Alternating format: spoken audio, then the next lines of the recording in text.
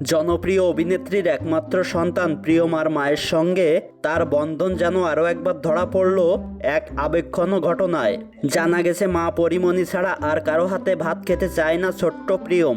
গতকাল রাত আনুমানিক 2টোর সময় হঠাৎ করে খাবার জন্য কান্নাকাটি শুরু করেন প্রিয়মকে 24 ঘন্টা দেখভাল রাখা নেনি তখন গভীর ঘুমে আচ্ছন্ন ছিলেন। অন্যদিকে সারাদিন শুটিং এবং নিজের বিজনেস কাজ সামলে পরিমণিও ছিলেন ভীষণ ক্লান্ত। তখন তিনি একটু ঘুমাতে যাবেন, সেই মুহূর্তে মেয়ের কান্নায় আবারও উঠে পড়তে হয় তাকে। কোনো উপায় না পেয়ে নিজেই প্রিয়মকে খাওয়ানোর চেষ্টা করেন পরিমণি। তবে মায়ের মেয়ে বলে কথা, ছোট্ট প্রিয়ম ছিল বেশ জেদি। খিচুড়ি ছাড়া সেই সময় অন্য কিছু মুখে তুলবে না সে। শেষ পর্যন্ত গভীর রাতেই নিজে খিচুড়ি রান্না করে মেয়েকে খাইয়ে দেন পরিমণি। কারণ মায়ের হাতে ছাড়া নাকি আর কারো হাতেই খায় না প্রিয়ম। সেই ভালোবাসা মাখা মুহূর্তের একটি ভিডিও পরিমণি নিজের সোশ্যাল হ্যান্ডেও শেয়ার করেছেন, যা ইতিমধ্যে ভক্তদের হৃদয় ছুঁয়ে গেছে।